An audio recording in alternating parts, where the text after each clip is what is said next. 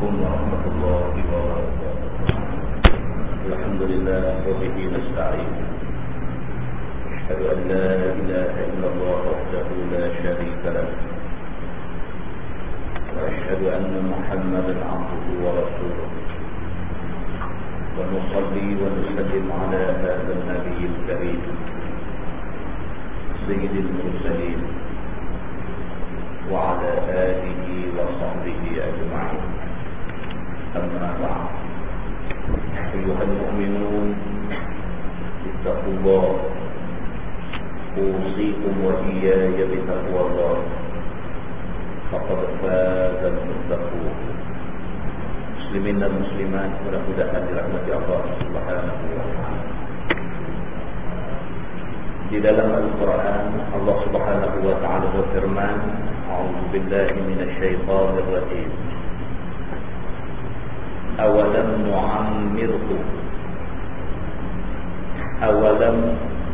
nu'ammarkum ma yatazakkaru fihi man tazakkara wa ja'akumun nadhir. Shadaqallahul azim.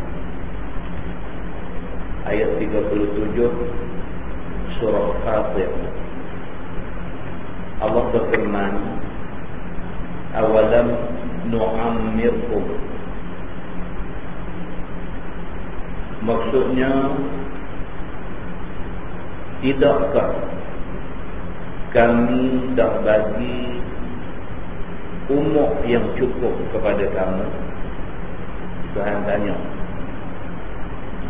dalam ayat 37 surah Fatir. Allah Subhanahu wa ta'ala tanya kita, dia kata awalam nu'ammirkum, tidakkah kami dah bagi umur yang cukup bagi kamu semua? Ma yatazakkaru fihi man tazakkar. Maksud dia, orang yang nak letih pasti sudah letih. Tuhan kata dengan umur yang dia bagi dekat kita ni, ma yatazakkaru fihi man tazakkar. Kalau nak letih, letihlah. Itu maksud dia. Wa ja'akumun nadhir. Lebih-lebih lagi telah datang kepada kamu pemberi ingat. Lebih-lebih lagi umur yang Tuhan bagi dekat kamu tu cukup, sehingga datanglah kepada kamu an-nadhir, iaitu pemberi ingat. Abdullah bin Abbas radhiyallahu anhu, sepupu Nabi dan juga sahabat Nabi sallallahu alaihi wasallam, dia kata maksud ayat Tuhan kata awalam nu'ammirkum, bukankah aku dah bagi umur yang cukup dekat kamu tu? Dia kata maksud dia 60 sana, 60 tahun. Mana-mana orang yang Tuhan bagi dekat dia umur panjang sampai mencicah 60 umur yang cukup.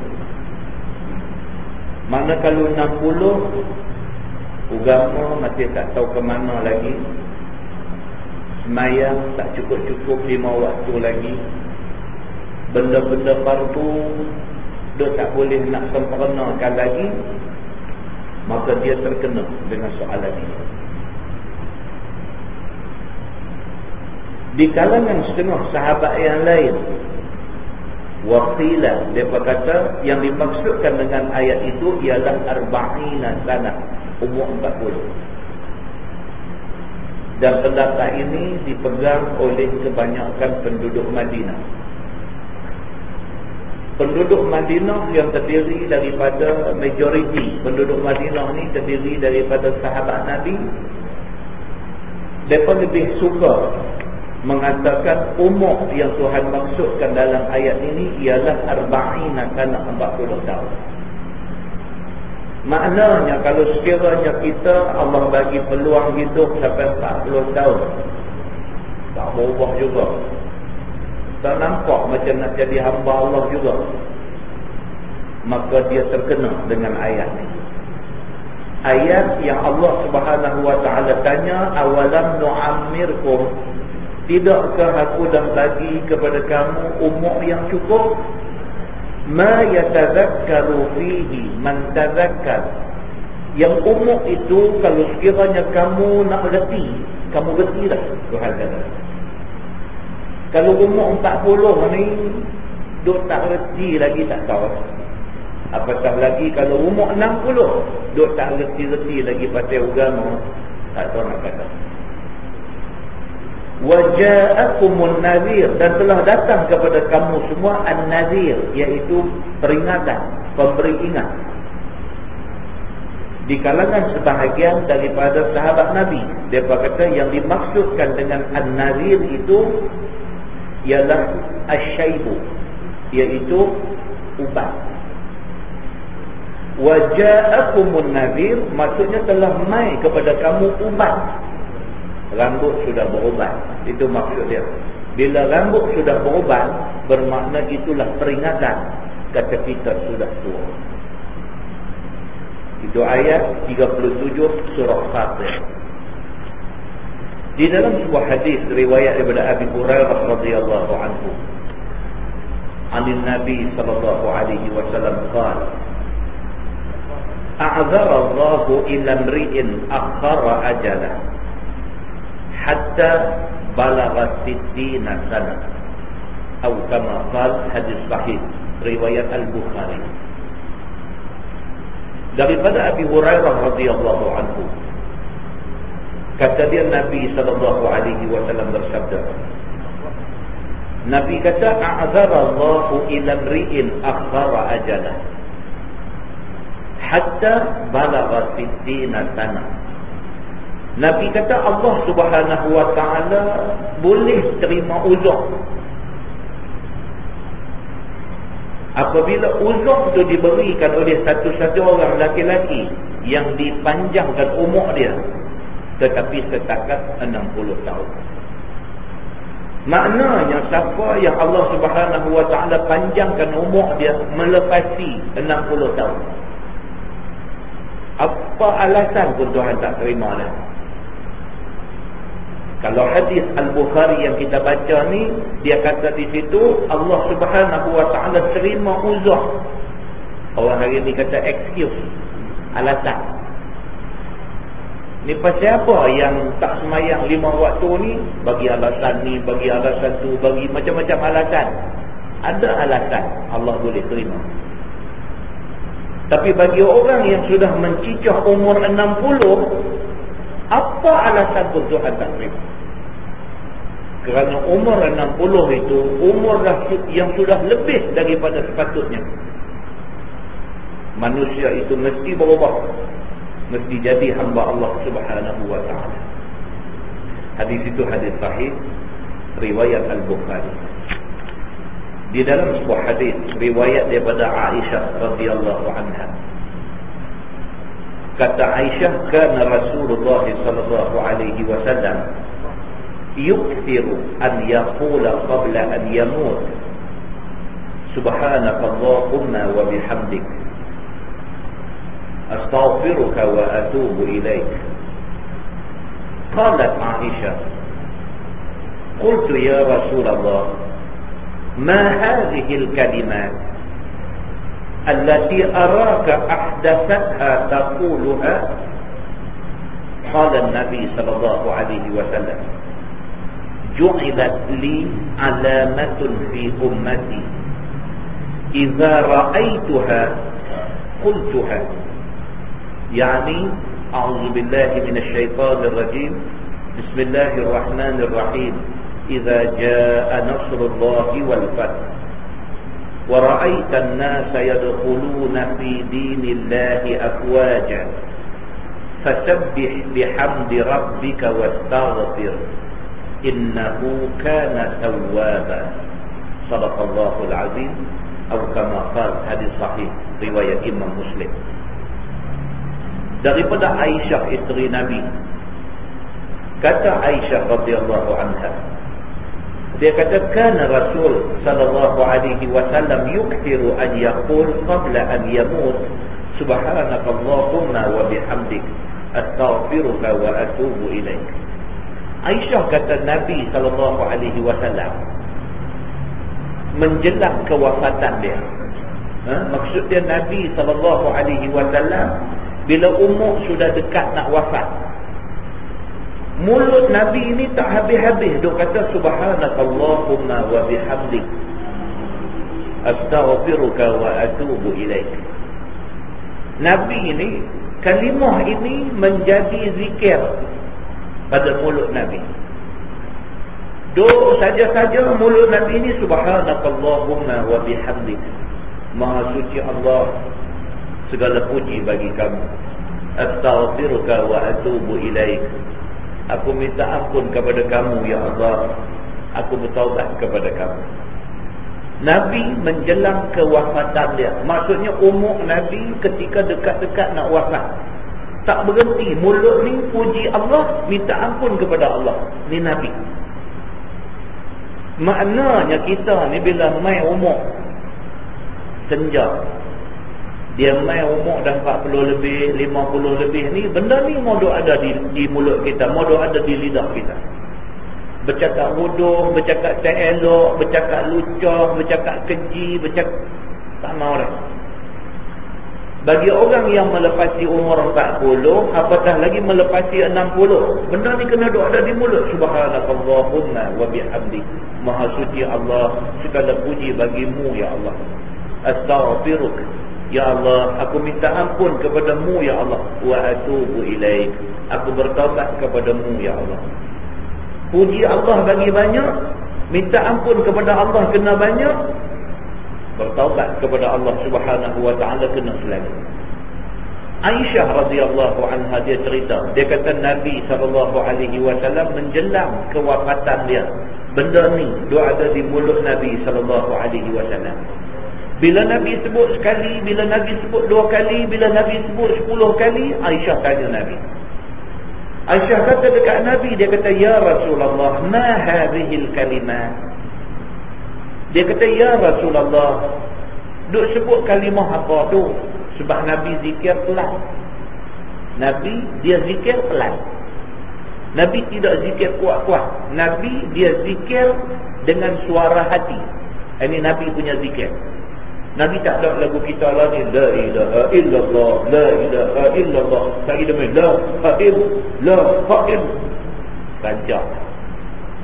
Nabi SAW zikir dia suara hati. Mulut dia duduk jalan, subhanallah, subhanallah, subhanallah, subhanallah, subhanallah, subhanallah. Kerana macam tu dia lebih membersihkan hati. Alhamdulillah, alhamdulillah, alhamdulillah, alhamdulillah. Lebih menyucikan hati. Allahu akbar, Allahu akbar, Allahu akbar, Allahu akbar. Lebih menyejukkan hati. Maka Nabi SAW menjelang kewafatan dia, Nabi duk baca subhanakallahumma wa bihamdik astaghfiruka wa atubu ilaik. Nabi duk baca pelan-pelan. Aisyah tak dengar biji buah. Nabi kata apa? Dia tanya Nabi SAW. Dia kata ya Rasulullah, ma hadhil kalimat. Ya Rasulullah, kalimat apa tu yang duk sebut, yang duk kata di mulut tu? Qala Nabi SAW, ju'ilat li alamatun fi ummati. Nabi kata, telah dijadikan kepada aku dan kepada umat aku satu alamat. Apa dia? Nabi kata, idza ra'aituha qultuha idza jaa nasrullahi wal fath wa ra'aitan nasa yadkhuluna fi dinillahi afwaja fasabbih bihamdi rabbika wastaghfir innahu kana tawwaba. Nabi baca surah ni.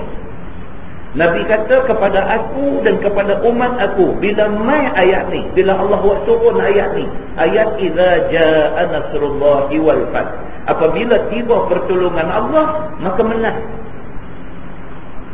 wa ra'aitan nasa yadkhuluna fi dinillahi afwaja, dan apabila Islam menang, hampa boleh tengok manusia masuk Islam ini afwaja, berduyun-duyun. Fasabbih bihamdi rabbika wastaghfir. Maka Allah kata, bila dah nampak Islam sudah puas, maka banyakkanlah bertasbih, memuji Allah Subhanahu wa taala, dan banyaklah minta ampun kepada Dia. Innahu kana tawwaba. Sesungguhnya Allah Subhanahu wa taala, Dia Tuhan yang terima taubat. Muslimin dan muslimat yang dirahmati Allah sekalian, ayat ni ayat last turun kepada Nabi sallallahu alaihi wasallam. Bila turun ayat ni, Nabi sallallahu alaihi wasallam kelihatan Nabi sallallahu alaihi wasallam sekali nampak seronok, sekali nampak sedih. Nabi seronok kerana Islam sudah menang, dan kemenangan Islam disebut oleh Allah dalam Quran. Nabi sedih pasal masa untuk dia tinggal umat dia dekat dah. Bila turun ayat ni, Allah kata idza jaa nasrullah, apabila tiba pertolongan Allah, wal fath, menang. Yang dimaksudkan dengan wal fath itu ialah Fathu Makkah, iaitu pembukaan kota Makkah. Bila Nabi kena halau keluar daripada Mekah pergi ke Madinah, bila Nabi balik semula ke Mekah, ke tanah tumpah darah dia, ke kampung halaman dia, ke tempat berimpun segala adik-beradik dia, bila Nabi balik semula ke situ, tidak berlaku tumpah darah. Islam secara sukarela diterima oleh semua orang. Mana itulah yang dikatakan kemenangan. Bila Nabi berjaya masuk balik ke Mekah, membuka kota Mekah, maka Islam sudah dikira menang. Bermaknanya kerja Nabi SAW sudah hampir selesai. Bermakna Nabi SAW sudah dekat nak wafat. Maka Nabi seronok kerana Islam sudah menang, tapi Nabi rasa sedih kerana dia terpaksa tinggal sahabat-sahabat ada ramai yang sama-sama susah, sama-sama membantu penaik Islam sama dengan dia. Muslimin dan muslimat yang dirahmati Allah sekalian, di dalam sebuah hadis riwayat daripada Ibni Abbas radhiyallahu anhuma, kata dia, kana Umar radhiyallahu anhu yudkhiluni ma'a asyaikh Badr, faka'anna ba'dahum wajada fi nafsihi faqala lima yadkhulu hadha ma'ana wa lana abna'un mithluk. Faqala Umar, innahu min haitsu alimtu, fada'ani dhata yawmin fa'adkhalani ma'ahu, fama ra'aitu annahu da'ani yawma idhin illa liyuriyahu. Faqala Umar, faqala ma taquluna fi qawli Allah ta'ala idza jaa nasrullahi wal fath. Faqala ba'duhum, umirna nahmadullah wa nastaghfiruh idza nusirna wa futiha alaina. وسكت بعضهم فلم يقل شيئا. فقال لي أكذلك تقول يا ابن عباس؟ فقلت لا. قال فما تقول؟ قلت هو أجل رسول الله صلى الله عليه وسلم أعلمه له. قال إذا جاء نصر الله والفتح وذلك علامة أجلك فسبح بحمد ربك واستغفر إنه كان توابا. فقال عمر رضي الله عنه ما أعلم منها إلا ما تقول، أو كما قال. Hadis sahih riwayat Al-Bukhari. Abdullah bin Abbas radhiyallahu anhu, sepupu Nabi, dia juga sahabat yang rapat dengan Nabi SAW. Dia kata semasa Sayyidina Umar jadi khalifah, Umar sudah melantik dia, sudah mengambil Abdullah bin Abbas ni untuk menjadi ahli majlis syura zaman Sayyidina Umar. Tuan, zaman tu walaupun Sayyidina Umar khalifah, dia orang hebat, tapi dia tak buat keputusan seorang. Dia ada satu majlis, dia panggil majlis syura. Apa-apa masalah negara dibincangkan di dalam syura. Pasal Quran kata wa amruhum syura bainahum. Dan urusan mereka, yakni orang yang beriman ini, syura bainahum, diputuskan secara syura, secara bermusyawarah sama-sama mereka. Maka Umar Al-Khattab, dia tak buat keputusan seorang. Apa-apa jadi, dia tak keluar satu keputusan daripada dia seorang. Dia panggil orang ramai-ramai mai berhimpun, bincang. Dan orang yang dipilih ni adalah terdiri daripada Ahlu Badrin, daripada orang yang terlibat dalam perang Badar dulu. Maknanya orang-orang hebat yang Nabi SAW bagi jaminan orang yang terlibat di dalam perang Badar ini adalah orang-orang yang dipelihara Allah Subhanahu wa ta'ala. Maka bila main masuk mesyuarat ni, pada satu hari Sayyidina Umar Al-Khattab, dia ambil Abdullah bin Abbas yang pada masa tu muda lagi. Tuan-tuan bayangkan, dia ni sepupu Nabi, sepupu daripada kalangan budak kecil. Nabi dah dewasa dah, dia ni kecil lagi. Umar ambil dia masuk dalam mesyuarat, dalam majlis syura. Maka sahabat-sahabat Nabi yang tua-tua, yang besar-besar, yang menjadi anggota majlis syura ni, bila mereka tengok kepada Abdullah bin Abbas ni, mereka berasa lemah. Lemah pasal mereka orang tua-tua, dia ni seorang orang muda. Maka katalah sahabat Nabi ni, mereka kata, lima yadkhulu hadha ma'ana wa lana abna'un mithluh. Dia berkata dekat Sayyidina Umar, dia berkata, ya Umar, pasal apa yang pergi ambil budak muda ni masuk mai dengan kami? Kami ni ada anak bayar dia. Tuan-tuan tengok daripada zaman dulu. Daripada zaman dulu, seniority ni dia memainkan peranan dalam masyarakat. Seniority, orang tua, dia rasa dia orang tua, budak-budak tak boleh campur. Daripada zaman tu dah ada. Umar Al-Khattab, Sayyidina Umar Al-Khattab, dia pernah sekali orang pertikai masalah seniority ni. Dia jawab balik, dia kata kalau sekiranya tua dijadikan syarat utama, dia kata aku tak boleh jadi khalifah kerana ramai orang yang lebih tua daripada aku. Dia kata tua diambil kira, tetapi bukanlah satu-satu perkara yang utama. Umur tua diambil kira, tapi bukan semestinya saya kata tua dia betul semua, tak mesti macam tu. Maka Umar Al-Khattab saja dia ambil Ibnu Abbas buat masuk dalam mesyuarat yang anggota dia orang tua-tua, sehingga kan anggota majlis syura ni depa kata dekat Sayyidina Umar, depa kata lima yadkhulu hadha ma'ana, depa kata awak yang pi awak masuk mai budak muda ni mai sekali dengan kami, walana abnaun mithlu, sedangkan kami ada anak bayar dia ni bayar anak kami ada. Macam mana nak mai duduk berbincang dengan kami? Faqala Umar, Sayyidina Umar jawab, dia kata innahu min haitsu alimtum. Dia kata hampa bukan tak kenal dia ni siapa, janganlah kata macam tu. Tengok dia jawab, senang aja. Dia kata hampa bukan tak kenal, betul dia orang muda, tapi hampa bukan tak kenal dia ni siapa, janganlah komplain aku macam tu. Pasal apa? Pasal Abdullah bin Abbas ini sepupu Nabi ni, satu orang dia sepupu, yang kedua dia ni siapa, dia ni besar dalam rumah Nabi. Dia sepupu Nabi dan daripada kecil ni duk main dalam rumah Nabi. Makna dia terdedah kepada kehidupan Nabi SAW lebih daripada orang lain semua. Dia ni siapa? Dia ni satu orang yang terbukti dari segi keilmuan dia.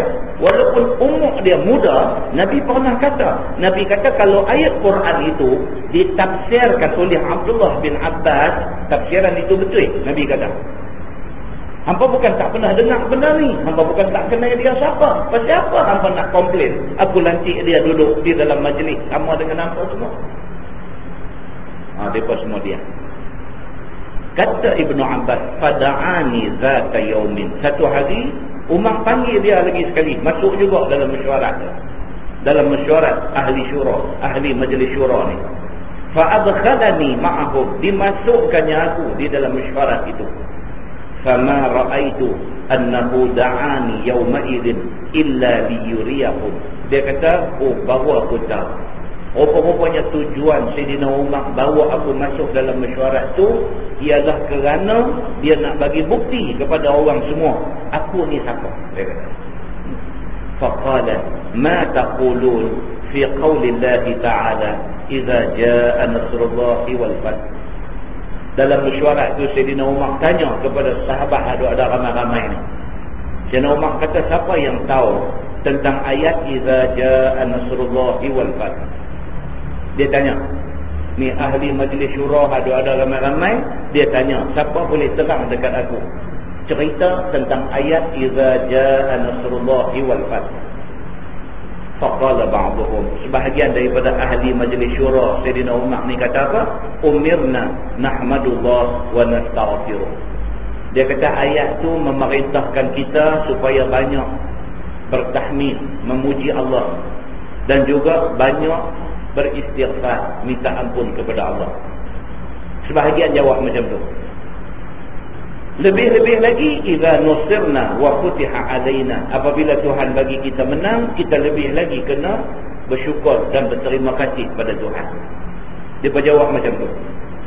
Wa sakata ba'dhum falam yaqul syai'a. Sebahagian lagi ahli majlis syura tak bercakap apa, dia tak bunyi suara. Faqala li, Sayyidina Umar beralih dekat Ibnu Abbas. Dia kata dekat Ibnu Abbas, akadzalika taqul ya Ibnu Abbas? Dia kata, hang pun berpendapat macam tu kah? Dia tanya. Jawab Ibnu Abbas, dia kata, dah, dia kata, bukan itu maksud ayat tu, dia kata.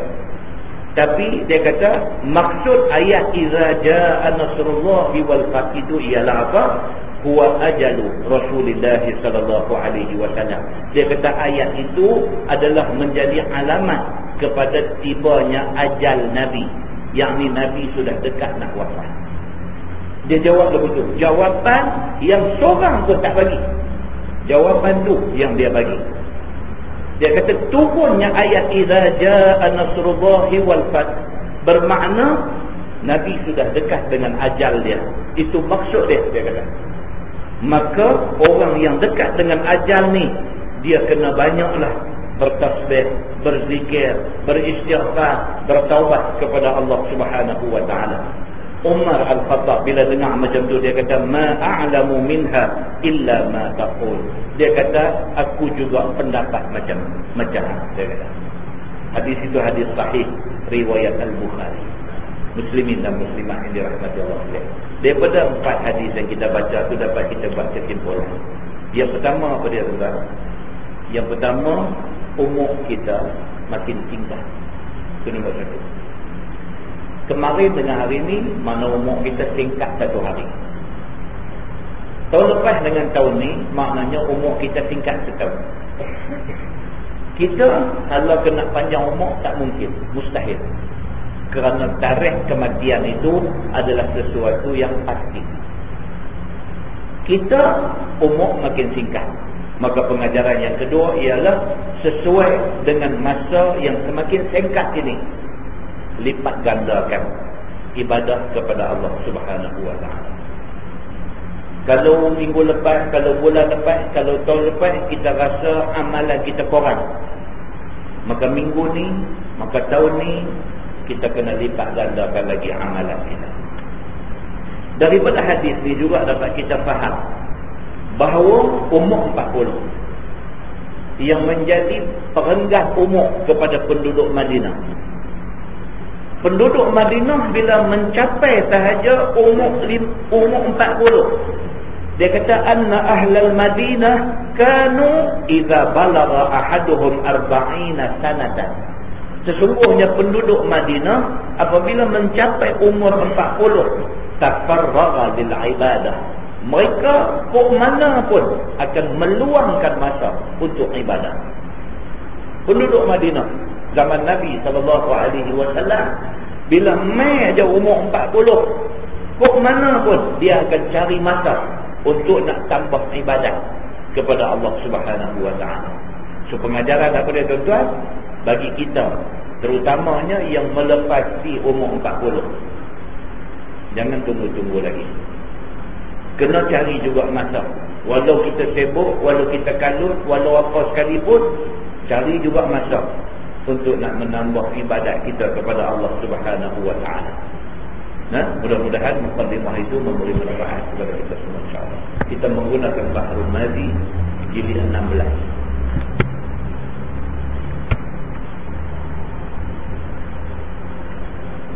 Muka surat 196. Muka surat 196. Bab ma jaa fi zihabil basar. Itu bab yang datang pada menyatakan hadis yang membicarakan hilang pandangan mata, yakni jadi buta. Buta ni dia macam-macam tuan-tuan. Ada orang buta daripada lahir, beranak-beranak main tak pernah tengok dunia, tak pernah nampak cahaya. Ada orang beranak main, mata boleh tengok elok, sampai satu peringkat umur, tiba-tiba dengan kehendak Allah Subhanahu wa taala, tiba-tiba Allah bagi sakit mata. Yang sakit mata itu kemudiannya membawa kepada buta. Tak kira sama ada dia ni buta daripada awal ataupun celek lepas tu hilang penglihatan mata, buta itu tetap ujian daripada Allah Subhanahu wa taala. Ketahuilah saudaraku, adalah dua biji mata itu sebesar-besar nikmat yang dikurniakan Allah bagi seseorang manusia, apatah lagi yang mukmin. Mata ni nikmat besar juga. Tuan-tuan, kalau Allah Subhanahu wa taala bagi kita buta selepas kita celek, kita tahulah betapa penglihatan tu satu nikmat yang kita sanggup bayar berapa duit pun. Berapa banyak duit kita ada, kita sanggup bagi kalau Tuhan boleh kembalikan penglihatan mata kita. Pasal apa? Kerana melihat itu nikmat yang cukup besar. Ni, nampak ni.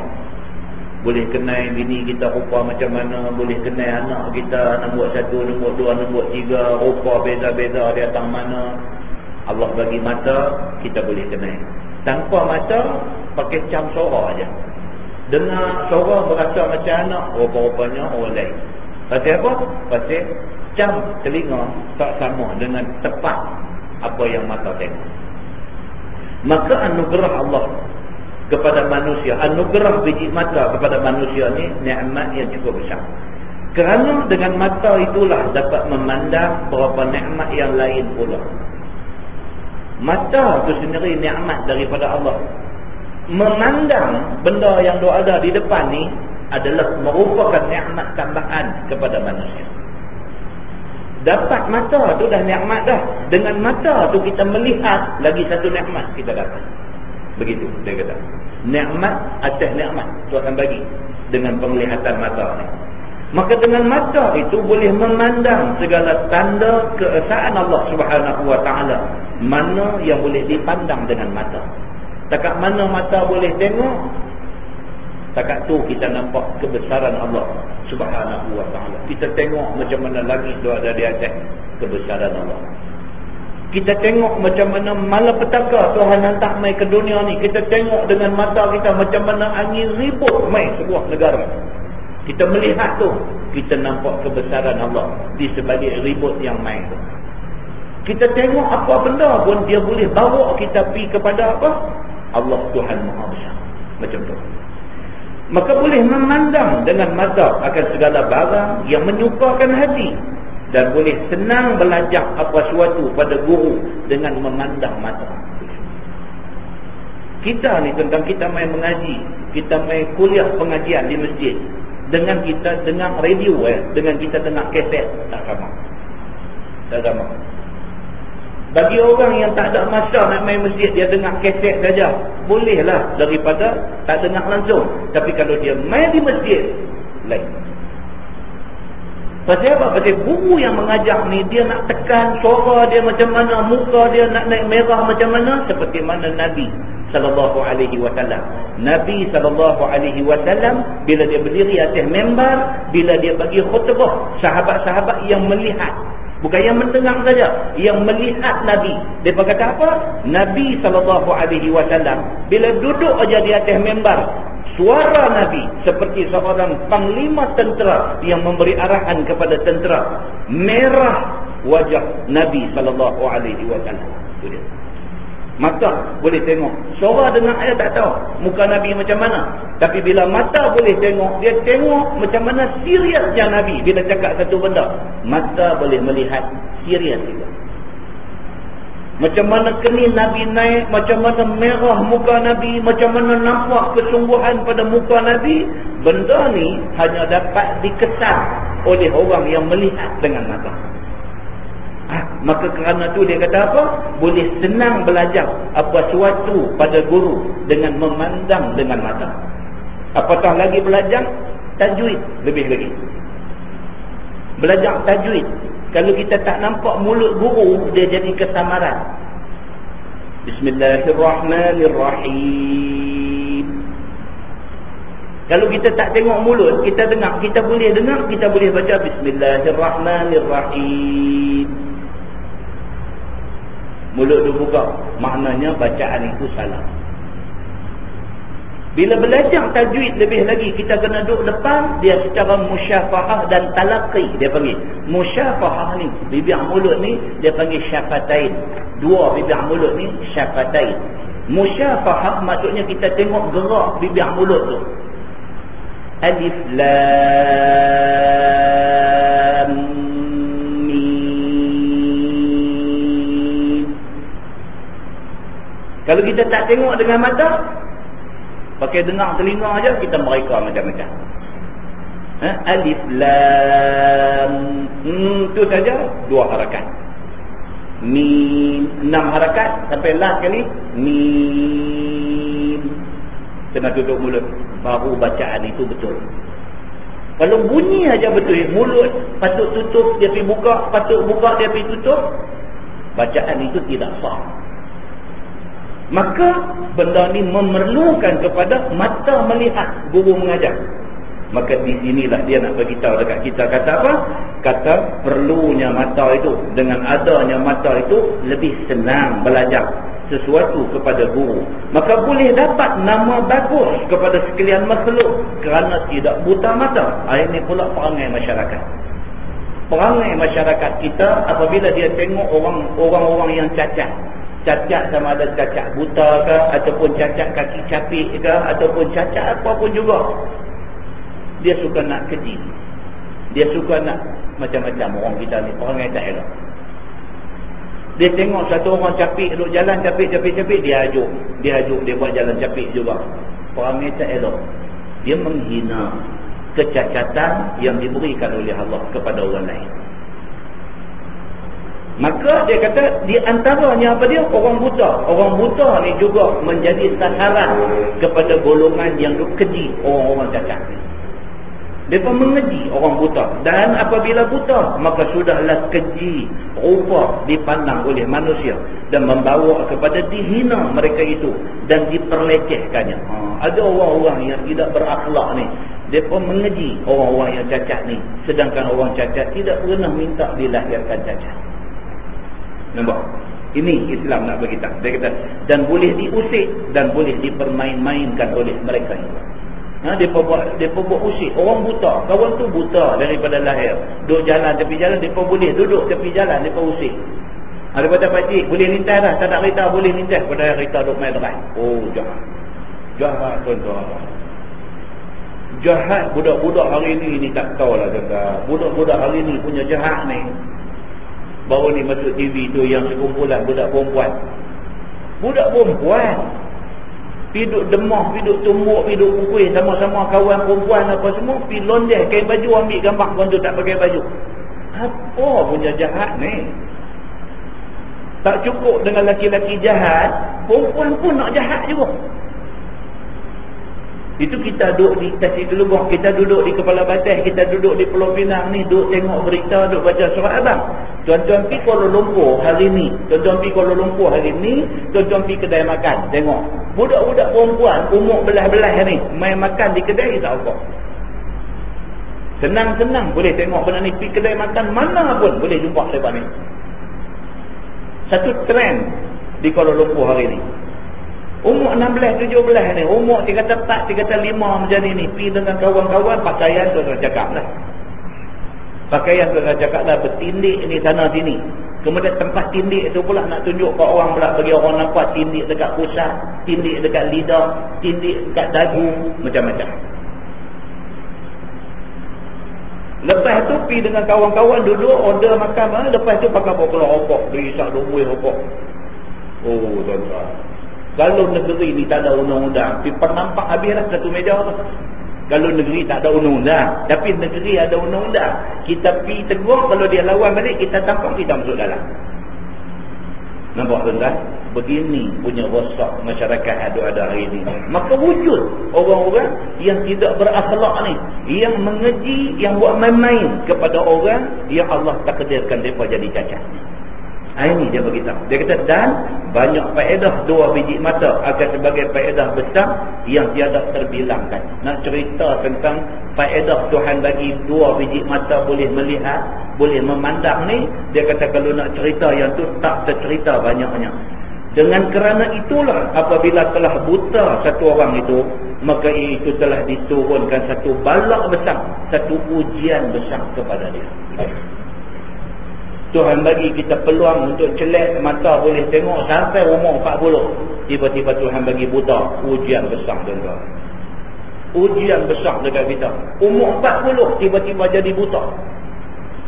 Berjalan ni nak kena orang pimpin, nak pergi ke mana pun tak tahu, dunia jadi kelam semua sekali.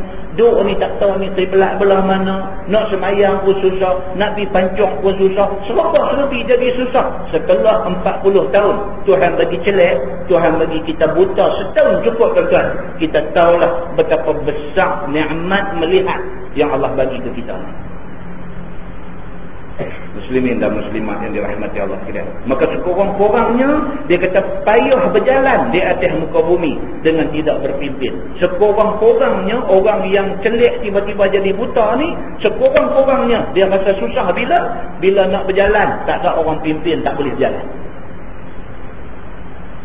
Orang tak pimpin tak boleh berjalan, tak tahu nak pergi mana. 40 tahun duk celik, duk tengok semua, tiba-tiba dia kelam, tak tahu nak berjalan tuan-tuan. Nak melangkah takut depan ada apa kot, tersepak apa kot, dia jadi lebu tu. Tak ada orang pimpin, tak boleh buat. Tu baru buta tuan-tuan. Kalau Tuhan bagi lumpuh macam mana? Ma'udzubillah. Baru banyak orang dalam masyarakat ni terima. Kita tak tahu tuan-tuan. Saya tak tahu, tuan-tuan pun tak tahu. Nasib kita minggu depan, nasib kita bulan depan, nasib kita tahun depan nak jadi macam mana. Siapa pun tak tahu. Orang nak duduk sakit di katil hospital, duduk terlantang tu, dia pun tak tahu. Minggu lepas dia kena stroke, seminggu dah dia lembek, tak boleh nak berjalan. Minggu sebelum tu dia tak tahu dia nak jadi macam tu, tapi jadi macam tu. Tak tahu lah. Ada orang hari-hari duduk pakai jalan tu 60 tahun tu, duduk pakai jalan tu 60 tahun dah. Jalan daripada rumah dia nak pergi ke satu tempat tu 60 tahun dah duk pakai jalan tu. Selepas 60 tahun aksiden di jalan tu, patah kaki dua-dua belah. Dia tak tahu kata satu hari jalan yang dia duk lalu 60 tahun ni, jalan ni nak jadi jaga kat dia. Dia tak tahu tuan-tuan. Demikianlah lemah dan dhaifnya manusia ni. Allah Subhanahu wa taala dia tahu. Menginsafi dan menyedari kelemahan kita ni. Oh tak boleh, kita tak boleh cakap besar sama sekali, tak boleh cakap besar. Sebaliknya kita kena jadikan diri kita ni halui, kecil di depan Allah Subhanahu wa taala. Pasal apa? Pasal 1 second aja boleh jadi macam-macam kat kita. 1 second tuan-tuan. Bukan 1 jam, 1 second aja Tuhan boleh buat kita jadi macam-macam. Duk bawa kereta elok-elok tu 1 second aja terlelap aja, jatuh gawang. Dalam 1 second Allah boleh ubah kita daripada satu orang yang hidup normal, semua cukup, tiba-tiba jadi satu orang yang semata-mata mengharapkan pertolongan orang untuk nak meneruskan hidup.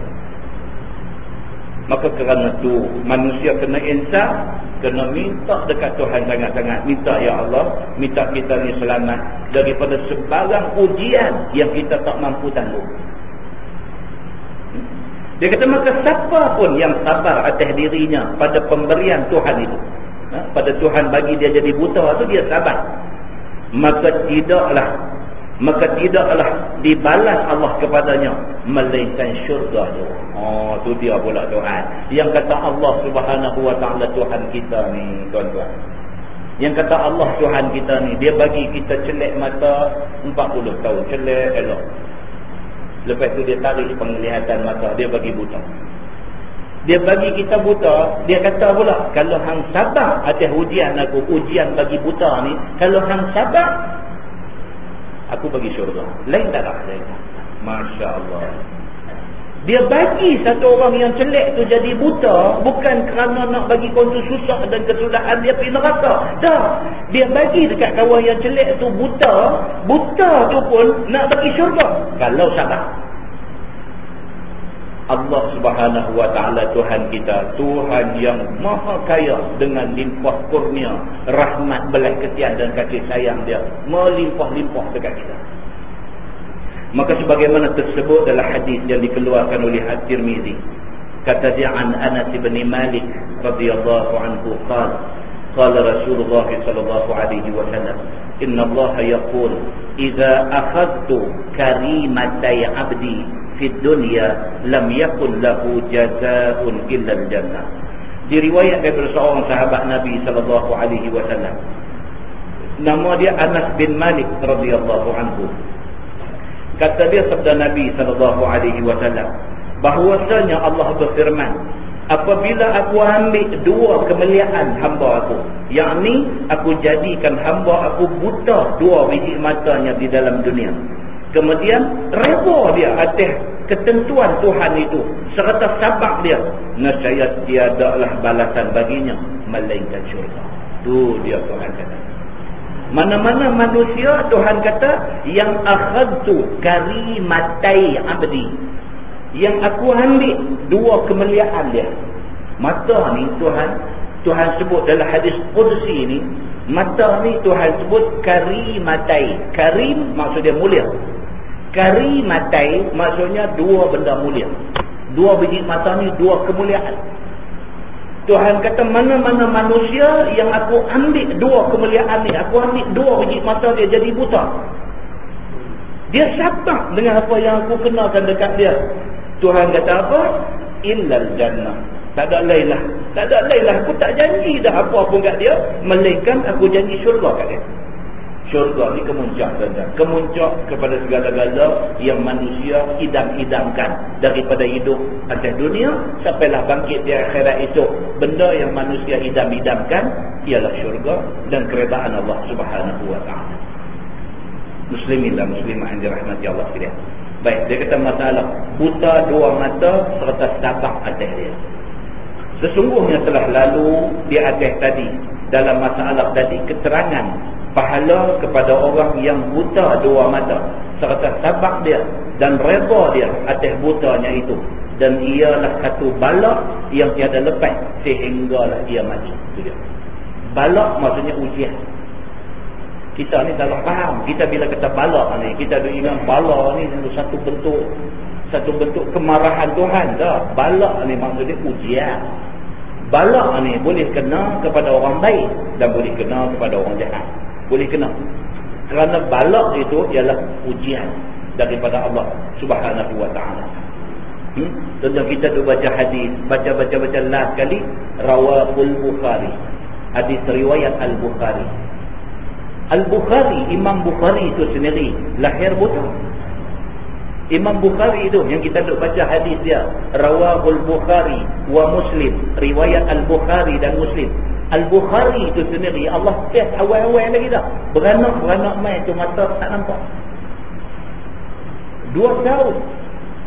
2 tahun mak dia tiap-tiap malam bangkit semayang minta kepada Allah, minta supaya Allah bagi penglihatan pada anak. 2 tahun je. Kita ada hajat apa-apa dengan Tuhan. Kita ada hajat dengan Tuhan. Kita semayang hajat 2 kali je. Kita ada hajat apa-apa dengan Tuhan, kita buat sembahyang hajat 2 kali ya, tunggu sekolah panggil buat kita pergi buat sekali. Kita sendiri kita tak tahu lagu mana. Ada kita ni dia jadi lagu mana nak kata kita ni bodoh sombong ke apa ke. Kita ni bodoh tapi sombong, tak mau nak tanya orang. Kita ni fakir, kita mengharapkan Allah tolong tapi tak mau minta dekat Tuhan. Dia jadi lagu tu. Dalam bahasa mudah orang Melayu ni, bodoh sombong dia kata. Kita tahu kata kita ni al-fakir. Kita ni orang yang berhajat dekat Tuhan. Kalau Tuhan tak bagi rezeki, kita susah. Kalau Tuhan tak bagi sihat, kita sakit. Kalau Tuhan tak bagi dekat kita tenang, kita sabut. Kita mengharapkan Tuhan bagi tenang, kita mengharapkan Tuhan bagi sihat, kita mengharapkan Tuhan bagi dekat kita segala-gala benda. Tapi kita tak mau nak minta dekat Tuhan. Tak mau nak minta, tak minta secara sungguh-sungguh. Minta gitu-gitu hai aja, tak bersungguh dalam nak minta kepada Tuhan. Sedangkan Allah kata apa? Dia kata ud'uni astajib lakum.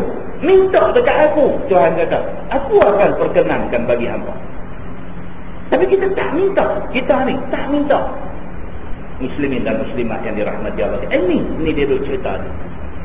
Al-Bukhari tu, mak dia 2 tahun daripada lahir dia sampai dia umur 2 tahun. Mak dia ni tiap-tiap malam bangkit semayang minta dekat Tuhan. Bangkit semayang minta dekat Tuhan serta dengan air mata pula ketika dia bermunajat, ketika dia berdoa kepada Tuhan tu serta dengan air mata bercucuk jatuh. Dalam satu cerita mengatakan, dia bukan hadis lah, dia cuma cerita tentang riwayat hidup Imam Bukhari ni. Dia dalam satu cerita mengatakan, satu malam mak dia mimpi satu orang main berjubah putih. Kata orang yang dalam jubah putih tu, dia kata Allah Subhanahu wa ta'ala akan berikan penglihatan kepada anak engkau kerana kesungguhan dan air mata engkau yang engkau curahkan kepada Allah Subhanahu wa ta'ala. Dia bila mimpi macam tu, dia bangkit-bangkit pergi tengok anak dia boleh melihat. Muslimin dan muslimat yang dirahmati Allah sekalian. Tuhan tuan-tuan, ini bukan kerja manusia, ini kerja Tuhan. Tuhan boleh buat. Tak ada benda yang mustahil kata Tuhan tak boleh buat, tak ada. Tuhan mesti boleh buat benda-benda macam ni. Kita yang dah mati hidup ni, Tuhan boleh bagi hidup balik di mahsyar untuk dihisap amalan. Kemudian boleh bagi kita sama ada ke syurga ataupun ke neraka. Lepas tu boleh bagi kita tak mati dah. Selepas pada kita hidup balik esok ni, kalau itu Tuhan boleh buat, apalah nak bagi orang buta celek. Kecil sangat benda ni bagi Allah Subhanahu wa ta'ala. Begitu. Baik, dia kata maka hendaklah seseorang yang buta itu fikir dan ingat dia akan butanya itu satu pemberian dan satu takdir Tuhan yang baik kepada dia. Ayat ni yang dia kata hari ni apa dia? Positive thinking. Dia kata kita ni bagi positif. Kerana manusia atas sifat, atas kelemahan dia, atas nafsu yang ada dalam diri dia, manusia ni selalu negatif. Manusia ni dia macam tu, dia selalu negatif. Dia tengok orang, dia buruk sangka. Dia tengok kawan tu, dia sangka bukan-bukan. Manusia ni dia selalu negatif. Dia tak suka berfikiran positif. Bila Allah bagi dekat dia sakit, dia kata, buatlah Tuhan buat kat aku macam ni. Aku duk semayang tak tinggal. Aku duk buat perintah dia. Pasal apa yang dia bagi kat aku ni? Oh, dia kata tu orang tu dia tak umur-umur hidup tak Allah semayang. Dia bagi elok dekat dia. Pasal apa yang Tuhan buat kat aku? Dia tak positif dengan Tuhan. Ada misalnya orang macam ni ada. Dia kena aja musibah, dia marah Tuhan. Dia kata Tuhan tak patut buat kat dia macam ni. Pasal apa? Pasal dia duk jaga perintah Tuhan. Mana boleh Tuhan buat kat dia macam ni? Dia duk macam tu. Dia blame Tuhan. Ini manusia yang tidak sabar dengan ujian Tuhan. Maka dia beritahu di sini, dia kata maka hendaklah orang ni semua, dia kata apa? Berbaik sangka kepada Tuhan dan suka dan redha akan pemberian Tuhan itu. Tuhan bagi apa pun redha lah. Tuhan bagi aku sihat 40 tahun dah, dia bagi aku sakit sikit, apalah keadaannya berada. Ini samping berdoa, minta Allah bagi sembuh cepat. Tapi terima apa ketentuan Tuhan. Kerana tidak diletakkan Allah atas dirinya demikian, melainkan kerana nak bagi banyak pahala kepada dia. Itu dia rupanya. Tuhan bagi satu manusia tu susah, bukan kerana nak menyusahkan orang tu. Tuhan bagi dekat satu manusia tu susah kerana nak bagi pahala ke dia, kalau dia sabar. Tuhan bagi dia susah tu, nak suruh dia sabar. Bila dia sabar, Tuhan nak bagi pahala dekat dia. Begitu. serta suka dan redha dia akan letak Tuhan itu. Dia redha dengan apa yang Tuhan letak, yang Tuhan takdirkan kena pada dia. Dia redha. Kerana apabila datang satu nikmat yang tertentu dengan memandang mata tiada dapat dia, maka pada masa itu tiada dia marah akan untung dirinya, bahkan tabang dia jikalau ada ingin yang teramat di dalam hatinya sekalipun dia. Walaupun hati ini teringin nak jadi sehat, tapi Tuhan bagi sakit, dia sabar atas kesakitan yang Tuhan bagi. Ada satu sahabat, dia anak kita, tuan-tuan, anak kita ni bukan semua cerdik. Tuhan bagi kat kita anak 3 orang, anak 4 orang, anak 5 orang, bukan semua jadi macam kita mahu. Kalau ikut kita mau 5 orang anak, 5 doktor pakar. Kalau Tuhan kata mau anak 5 orang, jadi apa? Kita karang hak seorang pakai jantung, hak seorang pakai pakai tulang, hak seorang pakai apa dia macam-macam nama. Dia ni apa bahagian pediatri, dia pediatrician, hak seorang pergi jadi apa. Kita mau yang tu, kita mau 5 orang anak, 5 orang doktor pakar, kita mau macam tu. Dah. Dia bagi 3 orang anak jadi doktor, dia bagi 2 orang jadi lagu biasa saja. Dia jadi buka kedai jual roti, buka kedai jual kek. Dia tu buat begitu ya. Budak ni kalau boleh kita nak pergi masuk maktab rendah, saya marah. Dia tak boleh masuk, kita kecewa, marah dekat dia. Balon dia dengan tali pinggang bumbang-bumbang atas belakang. Tak cukup tali pinggang, bagi penerajang pula lagi sekali atas belakang. Sampai macam tu, punya 3 suku. Setengah ibu bapa ni. Dia tak boleh nak menerima apa yang Tuhan bagi kepada anak-anak dia. 3 Tuhan bagi macam ni, 2 Tuhan bagi macam ni. Reda semua dah. Tahu-tahu esok tuan-tuan, tahu-tahu esok ni anak aja duk marah, duk bagi perpahnyok, duk bagi tali pinggang, duk bagi rotan saya belakang ni, pergi buka kedai roti, pergi jadi kaya raya, lebih kaya pada doktor pakar lagi. Masa tu kita pula termonye-monye pergi nak tumpang seronok, nak tumpang senang dengan dia, jadi tak jom. Anak tu duk teringat lagi, dulu tabuh bukan. Dia kata dia teringat lagi tu dalam hati dia pun tak jom. Nampak tak? Kadang-kadang Allah Subhanahu Wa Taala starting dia bagi nampak macam budak ni macam tak apa cerdik, nampak macam lembab sikit. Tahu-tahu tengok esok dia berjaya di kemudian hari. Sudahlah berjaya dari segi dunianya, dia buat menyaga jadi kaya raya maju macam tu. Tengok-tengok dari segi agama pula punya bagus seorang ni. Tuan-tuan, akhir-akhirnya baru kita nampak rupa-rupanya Tuhan susun elok dah dekat aku. Yang hari tu ni kita tak terima dah susah. Masa Tuhan susun mereka awal tu kita tak terima. Kita tu berasa macam menyalahi kehendak hati kita. Nampak tuan, benda ni jadi dalam masyarakat kita. Kalau kita rajin mengamati, kita rajin untuk perhati, rajin untuk kita nampak benda-benda ni berlaku di celah-celah masyarakat. Benda ni jadi. Muslimin dan muslimat yang dirahmati Allah SWT. Maka tiada ia pedulikan hatinya yang cenderung kepada ingin itu, bahkan berkuat hati dia kepada yang ditakdirkan Tuhan dan letak Tuhan itu juga. Jadi dia kata walaupun dia mau sehat, cenderung hati dia nak sehat, tapi Tuhan bagi sakit, dia menerima sakit itu sebagai ketentuan Tuhan. Dia redha, dia sabar atas ketentuan Tuhan, syurga untuk dia. Dia macam tu. Baik, maka bermula dalil atas sekalian yang tersebut itu ialah sebagai hadis yang dikeluarkan oleh At-Tirmizi. Kata dia an Abi Hurairah radhiyallahu anhu, rafa'ahu ila Nabi sallallahu alaihi wasallam qala, yaqulu Allah azza wa jalla, man azhabtu habibatayhi fa sabara wa ihtasaba lam arda lahu thawaban dunal jannah. Diriwayatkan oleh seorang sahabat Nabi sallallahu alaihi wasallam, nama dia Abu Hurairah radhiyallahu anhu. Diangkat hadis ini daripada Nabi sallallahu alaihi wasallam. Sabdanya telah berfirman Allah Taala, Tuhan yang maha tinggi lagi maha mulia, siapa yang aku hilangkan 2 kekasihnya. 2 kekasihnya maksud 2 biji mata. Biji mata ni benda kita kasih, kita sayang mata kita ni tuan. Tuhan ambil benda kita sayang.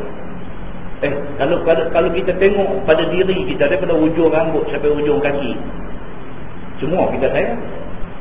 Semua kita sayang.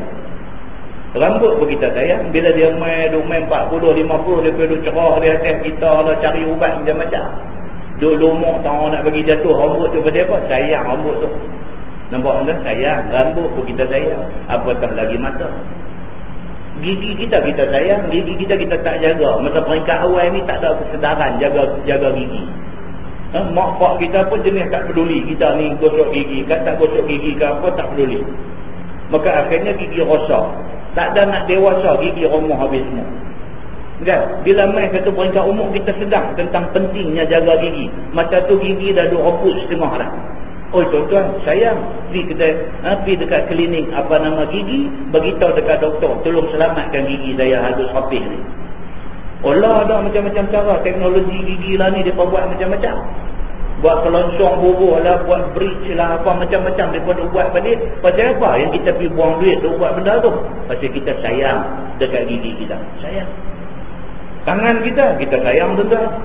Kalau tidak, tak berlaku pada zaman Nabi. Apabila Nabi jatuhkan hukum potong tangan pada satu perempuan, sahabat-sahabat Nabi berbincang, hantar wakil pergi jumpa Nabi, minta supaya jangan potong tangan perempuan ni.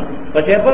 Sayang tangan dia. Kalau ada tangan dia, dia boleh cari makan, boleh buat kerja, boleh bela anak. Kalau potong tangan dia, macam manalah dia nak hidup. Sahabat fikir macam tu. Pasal apa? Sayang tangan ada. Semua anggota yang Allah bagi dekat kita, kita sayang belakang. Tapi ada manusia, dia tak reti nak jaga benda tu. Maka akhirnya, benda yang dia sayang tu, Tuhan ambil balik. Dia tak reti jaga tangan yang Tuhan bagi kat dia. Dia pergi mencuri. Sabit kesalahan, hukum Islam ditegakkan, tangan kena potong. Maka beginilah jadinya. Maka dia beritahu di sini, Allah Subhanahu Wa Taala kata, siapa telah aku hilang dua kekasihnya, yang ni dua biji matanya, aku butakan dua mata itu, tetapi sabar dia dan mengira-ngirakan pahalanya daripada Allah, nescaya tidaklah aku redha pahala baginya lain daripada syurga. Tuhan kata tak ada lain aku nak janji dekat orang yang redha dengan ketentuan Tuhan dekat dia, melainkan syurga lah dia akan dapat. Kata Tirmizi, ini hadis hasan lagi sahih. Baik, kemudian bab maja'a fil nadam ba'dal maut, iaitu bab yang membicarakan hadis menyesal kemudian daripada mati. Manusia hidup satu hari mati. Semua orang. Hari ni kita tengok balik tok kita, tok wan kita, tok nek kita apa dulu ni, tak ada lah, semua dah tak ada. Tinggal kat kita ni ayah mak aja. Atas pada tu tak ada belakang. Dia macam tu lah, generasi lepas satu generasi ke satu generasi, duk habis. Orang yang diberi peluang hidup, kemudiannya sampai masa mati, semua menyesal. Ni dia nak beritahu ni, fil nadam ba'dal maut, cerita menyesal lepas pada mati. Ketahuilah saudaraku, menyesal ni berlaku dahulu daripada mati dan kemudian daripada mati. Cerita kata menyesal ni, masa hidup pun beta menyesal, mati esok tentu menyesal. Masa hidup ni pun menyesal. Menyesal apa tuan-tuan? Kita masa hidup ni kita menyesal apa? Menyesal aku dulu kalau aku pulun sikit lagi dapat aku. Menyesal ada satu benda dulu, satu peluang dulu ada depan kita, kita tak ambil peluang tu, habislah peluang tu. Menyesal. Itu menyesal masa hidup. Menyesal masa hidup, ada lagi masa untuk kita nak buat. Mana nak tahu kok hal selepas tu dapat balik, pasal kita masih hidup. Tapi menyesal selepas mati, menyesal saja, tak boleh buat apa lah. Ni dia nak beritahu dekat kita.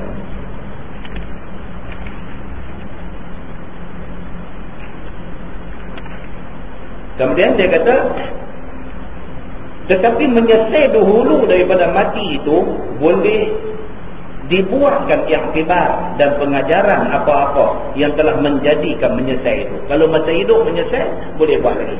Dia kata, boleh perbetul lagi benda silap tu. Dan tidaklah diperbuat lagi barang yang menjadikan menyesal itu. Adapun menyesal di akhirat itu, ialah menyesal kemudian daripada mati, maka tidaklah dapat dijadikan iktibar dan pengajaran bagi diri. Dah mati tu menyesal, tak boleh buat apa. Bangkit di padang mahsyar tu menyesal dah. Bukan masa tu. Masa nak mati tu menyesal dah. Masa nak mati tu menyesal dah. Dekat nak mati, nampak malaikat main pakai baju hitam pergi lah kata. Ya. Tak dan tuan. Hari Jumaat, contoh imam yang jadi imam sembahyang Jumaat, dia nanti baca surah Jumaat dengan surah Al-Munafiqun. Biasanya dia akan baca dua surah. Dia main yang kata manusia bila dekat nak mati ni, Dia kata dekat Tuhan, akhartani ila ajalin qarib fa asaddaqa wa akum minas salihin. Orang-orang yang nak mati ni, masa nyawa tu nak keluar tu, masa tu duk bercakap banyak dengan Tuhan. Kita ni sampai umur kita malam ni berapa orang dah mati yang kita duk menyaksikan kematian dia? Berapa orang dah? Kita tak tahu. Rupanya masa sakaratul maut tu, masa tu dia duk bercakap. Kita nampak mulut dia senang aja. Kita duk nampak dia orang duk mengajar la ilaha illallah. Duk nampak mulut dia sikit-sikit. Kita ingat yang tu aja. Rupanya masa tu ada cerita lain lagi yang kita tak nampak. Kita duk keliling ni tak nampak, tapi dia nak mati tu dia nampak. Maka bercakap orang yang dekat nak mati ni, dia kata apa? Dia kata akhartani, tangguh sah kematian aku ni, takhirkan sikit kematian aku ni, minta sikit lagi masa, jangan bagi aku mati lagi lah ni, ila ajalin qarib, kepada satu tempoh yang dekat. Ya Allah, aku minta seminit saja, aku bukan minta lagi sejam. Ya Allah, aku minta 1 second saja, aku bukan minta lagi sehari. Ya Allah, akhartani ila ajalin qarib. Ya Allah, bagi tangguh sat kematian aku ni kepada satu ajal, kepada satu tempoh yang qarib, yang dekat. Nak buat apa? Fa'at-saddaqa. Dia kata dekat Tuhan, aku nak pergi bagi sedekah. Wa akum minas salihin. Kalau bagi sikit lagi masa, aku garanti aku jadi orang yang salihin. Tuan-tuan, Quran tu hari Jumaat tu imam nanti baca ayat ni. Kita duk dengar tu kita tak tahu, kata oh dekat nak mati begini keadaan orang. Maka itu sudah cukup menunjukkan menyesal dia tu. Dia nak mati tu dia menyesal. Dia rasa masa tak cukup. Dia rasa dia kesuntukkan masa. Dia rasa dia dalam kesempitan masa, sempit sangat ni. Minta sikit lagi, dia kata. Kalau bagi sikit lagi, aku nak buat baik. Tuan-tuan, muslimin dan muslimat yang dirahmati Allah sekalian. Ni yang kita duk baca ni, dia nak beritahu yang ni. Maka menyesal orang-orang yang dah mati ni, menyesal itu tidak ada gunanya lagi. Kerana negeri akhirat bukanlah negeri beramal. Dia kata, akhirat ni bukan negeri beramal. Kita bangkit di padang mahsyar itu tuan-tuan, dia tak ada dah waktu zuhur, waktu asar, waktu maghrib, waktu isya, waktu subuh, tak ada. Waktu-waktu semayang ni sini aja ada. Sini aja. Kita bangkit di mahsyar itu. Waktu tu waktu apa? Waktu nak timbang amalan kita, nak hisab amalan. Itu saja. Bangkit di mahsyar itu tak ada dah, tak ada masjid dah, tak ada tikar semayang, tak ada dah. Nak ambil wuduk semua tak ada dah. Masa tu bangkit yang ada apa dia? Yang ada neraca, mizan yang nak menimbang amal baik dan amal jahat kita. Masa tu aja ada. Maka disebut hari kiamat ni sebagai yaumul jaza, hari pembalasan. Dia nak balas aja hari tu. Dia tak mau dengar dah cerita nak pergi semayang tak, cerita kata nak pergi ambil ayat semayang tak, cerita kata nak pergi baca Quran tak. Masa tu tak ada dah. Nak semayang, nak ambil ayat semayang, nak baca Quran, nak apalah ni. Muslimin dan muslimat yang dirahmati Allah sekalian. Dia kata bahkan negeri tempat mengambil balas, sama ada balas baik ataupun balas jahat jua, di sana untuk terima pembalasan. Dan menyesal di sana tu ada macam-macam rupa selesainya. Ada yang menyesal diri, kurang amalan. Salah satu bentuk penyesalan di padang mahsyar itu apa dia? Menyesal pasal kurang amalan. Bangkit-bangkit di padang mahsyar, tengok-tengok amalan kita, timbang-timbang, ya Allah, amal jahat ni berat sampai cunggit, tengok amal baik sikit sangat. Masya Allah, kita kata aku ingat aku di atas dunia dulu semayang 5 waktu dah cukup dah. Tengok-tengok, oh hak jahat kita buat lagi banyak daripada semayang 5 waktu. Sunat tak ada langsung, atas dunia dulu tak buat apa langsung. Dan ada yang menyesal di akhirat itu, menyesal akan dirinya tidak beramal. Ini lagi teruk, tak buat apa. Mati umur 70, tak ada apa. Sampai umur 70 semayang pun Allahu Akbar. Sampai umur 70 tak tahu apa. Muslimin dan muslimah yang dirahmati Allah sekalian, jemaah tak hormat. Bila dekat nak raya bulan puasa, orang bagi bantuan. Orang bagi bantuan fakir miskin. Orang bagi kemplekat, orang bagi beras, orang bagi biskut kering, orang bagi susu tin, orang bagi apa, dia main ambil bantuan. Orang semayang mari dia balik. Ada lagi macam ni dalam masyarakat, ada lagi. Tak berasa nak semayang, tak berasa. Sampai nak habis umur, tak semayang. Nak habis umur tu pula keadaan ni menakutkan. Ni duk nak habis umur ni, orang duk ajak di telinga ni, orang duk talqin di telinga, la ilaha illallah. Yang dia ni duk apa? Hangat sampai habis umur.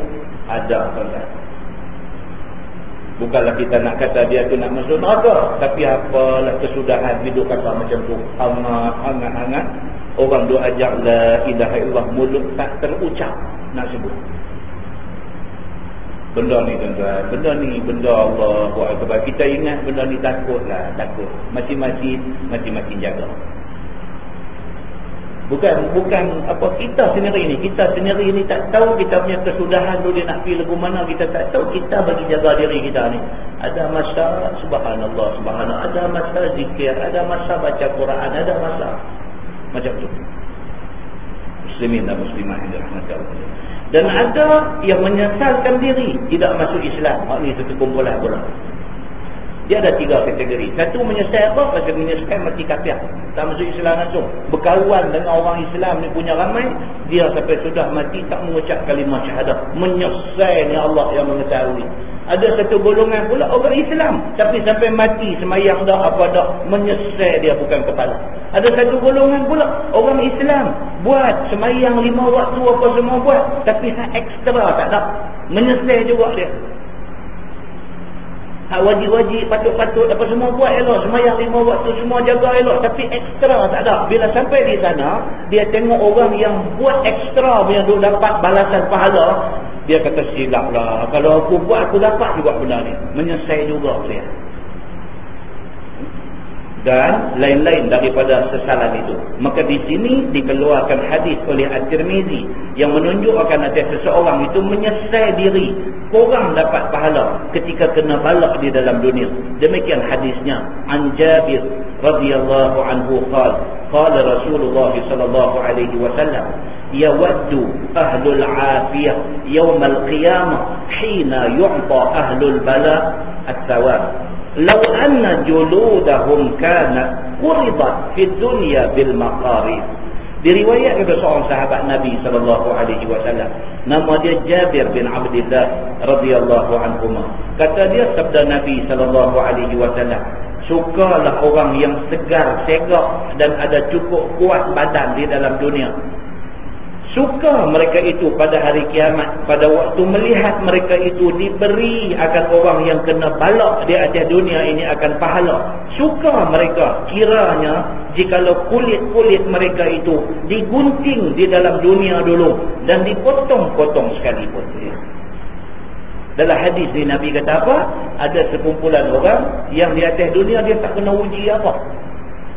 Dia tak ada kena ujian teruk-teruk apa pun, tak ada, hidup lagu tu ada sampai mati, tak ada lah ujian yang teruk-teruk, tak ada. Bila sampai di akhirat esok ni, di padang mahsyar esok ni, tengok-tengok orang yang luka, yang berdarah, yang patah gigi, yang apa, diuji dalam perang sabilillah. Mereka dapat pahala punya banyak. Dia yang tengok ni, dia menyesal. Dia kata kalau macam ni punya pahala Tuhan bagi dekat orang-orang yang luka perang sabilillah, aku sanggup kalau sekiranya aku ni dipotong-potong badan, kalau macam ni punya pahala nak dapat. Menyesal dia, pasal dia tak kena apa-apa. Itu dia tuan. Masa atas dunia orang duk pergi perang balik, mai luka, cedera parah apa semua, dia duk lari menyorok, dia tak ikut serta. Di sana dia menyesal. Dia kata kalau macam ni lah pahala yang Tuhan bagi kepada orang yang pergi perang cedera-cedera ni, dia kata aku sanggup cedera lebih teruk pada ni. Dia kata kerana pahala yang Tuhan bagi ni cukup hebat. Kita baca di masjid Bola Batai dulu. Cerita kata ahli syurga. Hadis ahli syurga duduk dalam syurga. Kalau kuku ahli syurga tu dipotong dan dibuang mai ke dunia ni, satu kuku dia tu cukup untuk nak menerangi satu dunia. Baca hadis tu kita tak tahu nak apa bentuk balasan Tuhan nak bagi dekat orang yang taat dekat dia. Dia buat contoh benda yang macam tu ya, kuku tu. Kuku ni benda buang lah. Ada siapa potong kuku simpan daripada budak-budak dulu sampai malam ni umur dah 55 ni, duk simpan kuku yang dia potong semua umur hidup ni ada? Ada. Kuku ni satu benda yang potong buang ni. Tak ada orang simpan kuku ni. Kuku yang begitu tak berharga atas dunia ni. Kuku tu kalau sekiranya dipotong, dia jadi ahli syurga. Kuku dia dipotong dan dibuang mai ke dunia ni, terang satu dunia, dia kata. Ada satu hadis pula kata apa? Kuku tu akan penduduk dunia akan berebut ambil untuk buat hiasan di rumah mereka. Tu dia, bila jadi ahli syurga ni, dia sampai macam tu Tuhan nak bagi balasan. Tak tahulah, tak kalam lah nak boleh kita cerita tentang apa yang Tuhan nak bagi kepada orang. Dia macam ni lah tuan-tuan, letih cakap lah. Kita tunggu esok kita tengok. Bercakap ni bahasa kita, perkataan kita ni tak sampai ke hak sebenar Tuhan bagi tu, tak sampai. Kita tegang macam mana pun tak sampai ke hak Tuhan bagi tu. Dia senang kata gini ya, tuan-tuan, hadis dia lagu ni kita tengoklah hidup di sana macam mana. Cukup, banyak tu cukup. Pasal apa? Pasal di sana hidup semua orang akan pergi. Sampai sana tengok, dia kata yang ni yang ustaz doa abang tu habis, tak boleh buat dah. Tak boleh buat dah. Pasal apa? Menyesal di sana tidak berguna. Begitu. Baik, kata Tirmizi, ini hadis gharib dan tiada kami ketahui melainkan daripada ini wajah. Dan itulah hal menyesal orang yang tiada kena bala ataupun tidak kena sedikit pun bala di dunia. Apabila sudah mereka itu sampai di sana, maka sudahlah mereka sukakan diri mereka itu sekiranya di dunia banyak dan keras turun bala ke atas mereka itu. Dia suka kalaulah atas dunia dulu Tuhan bagi aku susah sikit tak apa, aku sabar, hari ini tu dia balasan Tuhan nak bagi. Masalah dia kata menyesal kerana tak bertambah kebajikan dan tidak meninggal jahat. Ini satu bentuk menyesal lagi. Menyesal pasal apa? Pasal dia tak tambah kebajikan. Satu lagi menyesal apa? Menyesal pasal benda jahat tak boleh nak tinggal. Dia kata sesungguhnya telah lalu dikhabarkan bahawasanya akhirat itu ada macam-macam sesal di sana. Dan telah dikhabarkan dahulu satu dalil yang menunjukkan menyesal orang di akhirat itu. Dan di sini ada lagi satu hadis yang menunjukkan orang di sana ada yang menyesal kerana korang buat kebajikan, dan ada yang menyesal kerana tak tinggal kejahatan. Hadisnya an Abi Hurairah radhiyallahu anhu yaqul, qala Rasulullah sallallahu alaihi wasallam, ma min ahadin yamut illa nadima. Qalu wa ma nadamatuhu ya Rasulullah? قال إن كان محسنا ندم أن لا يكون الذات وإن كان مسيئا ندم أن لا يكون نزع. Maksud dia diriwayatkan daripada seorang sahabat Nabi sallallahu alaihi wasallam, nama dia Abu Hurairah radhiyallahu anhu. Kata dia sabda Nabi sallallahu alaihi wasallam, tiada daripada seorang mukmin yang mati melainkan mati menyesal dia di akhirat kelak. Nabi sampai sumpah menyentuh. Nabi kata apa? Ma min ahadin yamut illa nadima. Tak ada seorang pun manusia yang mati melainkan tentu menyesal. Tak ada kecuali. Semua orang menyesal di akhirat itu. Apabila didengar oleh sahabat Nabi sabda Nabi yang demikian, maka mereka pun lalu tanya, apa yang disesalkan oleh mereka itu ya Rasulullah? Sahabat kata, menyesal pasal apa ya Rasulullah? Nak menyesal pasal apa? Kalau dia atas dunia dia semayang elok, perintah Allah dia tunai, dia laksana, dia junjung, dia patuh elok, nak menyesal apa lagi? Sahabat tanya Nabi. Bila didengar oleh Nabi pertanyaan itu, lalu Nabi jawab, kata dia, jika ada orang itu orang yang buat baik masa di dalam dunia, menyesal dia di akhirat itu kerana tidak tambah kebaikan itu. Oh, itu dia. Dia kata silap aku derma 1,000 tu, patut aku bagi 10,000. Dia jadi begitu. Dia jadi begitu. Allah silap, dia kata dulu aku duk puasa sebulan sehari aja puasa sunat. Kalau lah aku puasa sebulan 3 hari lebih baik daripada sehari. Menyesal aku tu. Dia kata menyesal semualah aku orang dunia, aku dah ada peluang dah depan mata untuk nak buat macam ni. Tapi aku tak buat, sayang semua. Menyesal aku tu. Pintu kebaikan ni banyak, entah. Pintu kebaikan ni cukup banyak. Kita nak buat baik ni 1000 macam benda dah depan mata kita nak buat baik ni. Sampai Nabi ni sampai tak tahu dah nak abang kata buat baik ni macam mana. Sampai Nabi kata apa? Nabi kata senyum tu pun satu sedekah, satu kebaikan juga. Pun tak senyum, dia duk buat muka parah tu lah, ya Allah. Yang ke tempat manusia ni. Nak harap derma duit payah, nak harap payah. Nabi kata tak apalah, kalau dah susah sangat lagu ni lah, senyum pun tak apalah. Senyum, sedekah. Tak senyum juga, dia tak reti nak senyum pun, sana esok menyesal. Waktu tu senyum sepenyih maritim pun tak ada guna. Kan, dia mata nak buat apa pun masalah ni ada. Dan jika ada orang yang buat jahat, ni pula kalau dia atas dunia buat jahat, menyesal dia akan tiada ia meninggalkan buat jahat itu. Menyesal. Silaplah, dia kata. Saya ni kadang Ustaz minta maaf lah, orang telefon kadang tak angkat. Kalau angkat, tuan la ilaha illallah, dia jadi lagu apa? Dia jadi lagu macam kaunter pertanyaan ke apa, macam mana? Orang ada masalah ni cukup banyak dalam dunia lah ni. 1000 masalah dia ada kat orang ni. Pak telefon kita angkat-angkat, kena lah. Bukan boleh cakap 5 minit kan? Cakap ni nak kena cerita pada awal dengan nak habis cerita tu 10 tahun punya cerita. 10 tahun punya cerita dia nak cerita sekali dekat kita. Tentang bayangkan lah, sampai habis bateri. Duduk dengar. Kita dah angkat, dah bercakap, lepas itu tengah duduk cakap kita nak letak. Dia kata sombong. Kita nak kena dengar. Kita pun banyak kerja nak buat. Nak dengar cerita dia dengar. Tu baru seorang. Berapa orang tu ada nak cerita masalah. Ada yang cerita, lepas-lepas cerita habaq pula dekat kita. Dia kata, Ustaz, yang ni bukan setakat saya izin cerita ni Ustaz masuk dalam kuliah, dalam ceramah Ustaz. Saya minta Ustaz buat masuk. Macam tu ada juga. Oh, jenuh. Ni hak cerita kata ikan haruan makan anak ni cukup banyak. Telefon ni dapat cakap ni dah sebab dah kat dia nak kampung tu Ustaz, nak kena bagi dia reda perasaan dia dulu baru nak cerita. Nak cerita apa? Nak cerita kata suami dia sudah makan anak dia. Abang pula Ustaz, bukan seorang Ustaz, 3 beradik dia makan. Wah, kita kata macam mana jadi lagu tu? Tak tahulah Ustaz. Yang budak-budak ni pun tak abang dekat saya. Dia pun takut ayah dia perubut.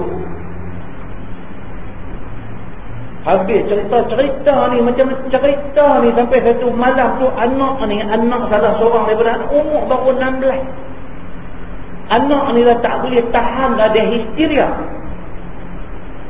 Dia tak boleh tahan dah. Pak dia duk makan dia banyak kali dah, dia tak boleh tahan dah. Meletup, dia explode, dia meletup tu, dia histeria, dia lari keluar daripada rumah, lari sambil menjerit, menangis. Jiran-jiran pun pakai bangkit, buka lampu habis semua, dia masuk dalam rumah jiran, pergi teriak-teriak, baru terbongkar cerita. Tuan-tuan, macam tu punya cerita ada dalam masyarakat ni. Yang orang bertelefon abang ni, macam tu punya cerita pun ada. Mak ni duk cerita ni dengan sambil teriak, sambil berhenti, tak lagi sambung cerita, tak lagi. Last abang pula, Ustaz, saya bukan cakap izin Ustaz cerita benda ni dalam kuliah Ustaz, saya nak Ustaz cerita benda ni. Saya kata nak buat apa? Tak apalah, anak saya dah jadi korban. Ustaz cakap benda ni supaya jangan ada anak orang lain pula jadi korban. Sampai macam tu pun ada, tuan-tuan.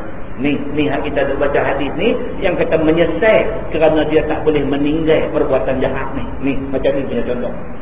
Jahat tuan-tuan. Sampai anak sendiri dia ada selera nak makan. Jahat. Muslimin dan muslimah yang dirahmati Allah, itu dia. Tak boleh tahan dengan macam-macam cerita dalam masyarakat ni. Itu dia. Punya bejatnya, punya rosaknya masyarakat kita hari ini. Kalau satu hari tuan-tuan buka surah Abang, tak ada cerita macam-macam ni. Bukan surah Abang lah nama dia. Apa yang surah Abang ni nak abang kat kita? Nak abang kata manusia ni makin teruk lah ni. Bunuh, bakar, kerat orang ni, tak tahu nak abang. Dia main pula satu trend pula akhir-akhir ni, apa pula jahat manusia ni. Jahat dia bunuh anak sendiri pula. Anak kecil ni bunuh lempak buang dalam tali ayam. Oh, tuan-tuan bayangkan hati orang yang buat macam tu. Nabi SAW cerita tentang rahmat yang Allah buat turun mai ke dunia ni. Rahmat ni maksud dia belas kesian, kasih sayang belas kesian, rahmat. Rahmat yang Allah buat turun mai ke muka bumi ni, Nabi kata 1/100 saja. Di sisi Allah ada 99% lagi rahmat belas kesian Tuhan tu pegang. Tuhan buat turun 1/100 saja. Nabi kata dengan 1/100 yang Allah buat turun mai ke dunia ni, Nabi kata hampa semua boleh tengok seekor ibu burung tak pijak anak dia walaupun dalam kelaparan. Rahmat yang Allah buat turun mai ke dunia ni, ibu burung pun tahu sayang anak. Dia lapar, anak dia lapar, dia tak pijak anak dia, dia cari makan, bawa balik mai ke anak dia. Tiba-tiba rahmat yang burung boleh rasa tu, manusia tak rasa. Oh, takut tuan-tuan. Ini. Dan malangnya apa? Malangnya anak kita duk membesar dalam masyarakat yang macam ni. Anak kita duk membesar dalam masyarakat yang macam ni. Muslimin dan muslimah yang dirahmati Allah sekalian. Satu Cina toki motor di Taci Gelugong, kereta saya kemarin dulu. Dia kata satu toki Cina buat menjaga kedai runcit saja, duduk dengan tani. Menjaga kedai runcit saja. Balik lepas tutup kedai malam. Tutup kedai malam, baliklah duit cash menjaga kedai runcit.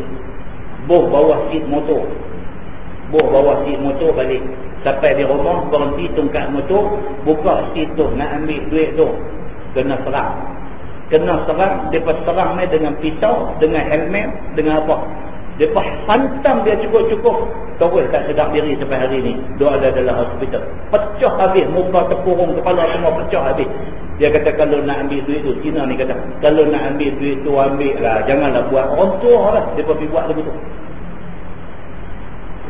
Walau dia Cina tuan-tuan, walau dia Hindu, walau dia agama apa sekalipun, dia manusia. Sambung tu dah satu hal. Ni helmet ni rembas ke muka, pecah, terkorak kepala ni pecah. Pisau pula garis radak kok mana dan masuk ICU. Oh tuan-tuan, daripada cerita tu tuan-tuan bayangkan macam mana hati manusia hari ni. Gamaknya hati dia tu nak buat benda macam tu. Oh, muslimin dan muslimah yang dirahmati Allah sekalian, manusia yang jahat ni menyelesaikan dia di akhirat itu, tak lepas dia daripada pengadilan Allah Subhanahu wa taala. Maka sebab pun jadi menyesal itu, jika ada dia orang baik, maka berkehendak lebih baik dapat balasan baik di akhirat. Orang baik menyesal pasal apa? Dia kata kalaulah aku buat lebih lagi dulu ni, tentulah balasan Tuhan bagi lebih pada hari ini, dia kata. Tetapi di mana boleh dapat? Kerana dunia dia tidak membanyakkan buat baik, maka jadilah ia menyesal. Dan apabila ia orang jahat pula, maka pada masa dia melihat dosa besar, dibalas akan dia, yang ni akan dosa itu dengan seksa yang pedih, maka menyesal dia. Akan tiadalah dirinya meninggalkan di dunia dulu daripada berbuat jahat. Kalau dia orang jahat, menyesal lagi terorang. Awaklah aku dulu ni jahat sangat sampai begini jadinya. Nah, wallahu a'lam. Lepas ni kita tengok majaa fil muqatalah ad-dunya bid-din.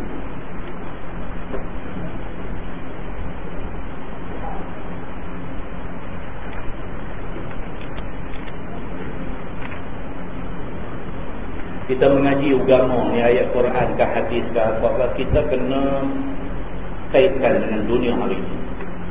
Barulah kita nampak ayat Quran hadis ni nak bagi kita jadi manusia. Kalau kita tak jadi orang yang Muslim, yang mukmin, orang Islam yang beriman pun, jadi manusia pun tak apa. Kerana manusia tidak akan zalim sesama manusia. Tapi kalau manusia hilang rasa kemanusiaan, dia akan main sifat kebinatangan. Manusia kalau dia main sifat kebinatangan, dia lebih dahsyat daripada binatang. Ini tuan-tuan, ambil yang sifat. Bukan untuk kita saja, untuk keluarga kita. Bini kita, anak-anak kita di rumah, kalau 4 orang, 8 biji mata dia ada di rumah tu. Pastikan mereka reti agama, mereka reti kemanusiaan. Pastikan mereka jadi hamba Allah yang takut kepada Allah Subhanahu wa ta'ala. Nah, wallahu a'lam. Yang baik daripada Allah, yang tak baik ialah kita takut dengan tasbih kafarah dan surah Al-Asr.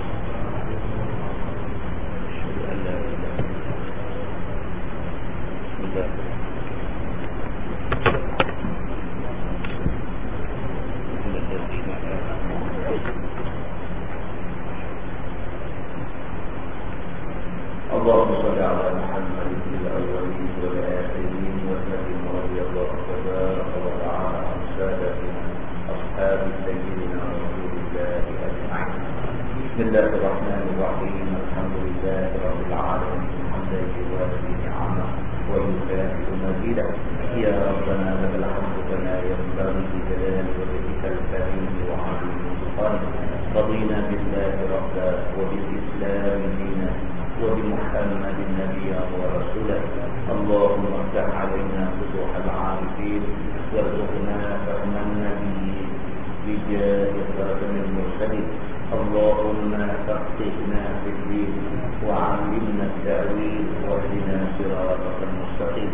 اللهم أرنا الحق حقا وارزقنا اتباعه وأرنا الباطل باطلا وارزقنا اجتنابه. اللهم اجعل جمعنا جمعا مرحوما وتفرقنا من بعده تفرقا معصوما. وصلى الله على محمد